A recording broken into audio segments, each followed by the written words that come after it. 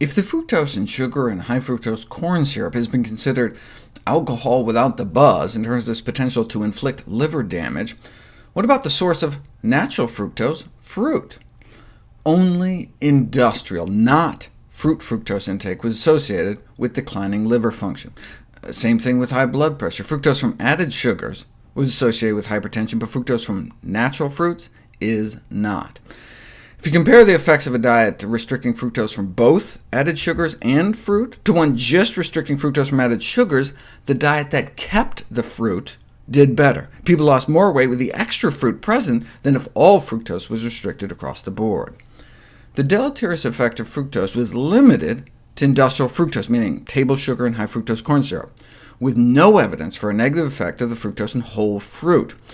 This apparent inconsistency might be explained by the positive effects of other nutrients, like fiber and antioxidants, in fresh fruit. Well, let's find out. If you have people drink a glass of water with 3 tablespoons of table sugar in it, which is like a can of soda, this is the big spike in blood sugar you get within the first half hour. Our body freaks out and releases so much insulin to drive down this spike, we actually overshoot, and 90 minutes in, we're relatively hypoglycemic, dropping our blood sugar below where it was before we drank the sugar. In response, our body dumps fat into our bloodstream as if we're starving. Because our blood sugars just dropped so suddenly below fasting levels, our body got worried. Now, what if you add blended berries in addition to the sugar, like a berry smoothie? Now, they have sugars of their own. In fact, in this experiment, an additional tablespoon of sugar's worth. So the blood sugar spike should be worse, right? No. Not only was there no additional blood sugar spike, here's the critical part: no hypoglycemic dip afterwards. Blood sugar just went up and down without that overshoot, and without the surge of fat into our blood. This difference was attributed to the semi-solid consistency of the berry meals, which may have decreased the rate of stomach emptying compared to just guzzling sugar water.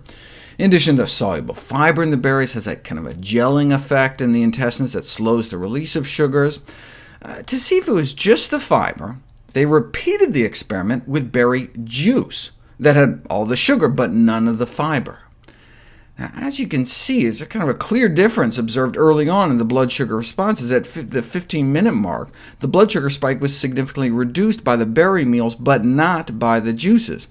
But the rest of the beneficial response, right, like at 90 minutes, were almost the same between the juice and the whole fruit, suggesting that fiber may just be part of it. It turns out there are fruit phytonutrients that inhibit the transportation of sugars through the intestinal wall into our bloodstream. Phytonutrients in foods like apples and strawberries can block some of the uptake of sugars by the cells lining our intestines. So adding berries can actually blunt the insulin spike from high glycemic foods.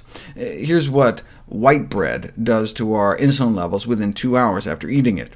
Now eat that same white bread with some berries, though, and you're able to blunt the spike. So even though you've effectively added more sugars in the form of berries, there's less of an insulin spike, which has a variety of potential short and long-term benefits.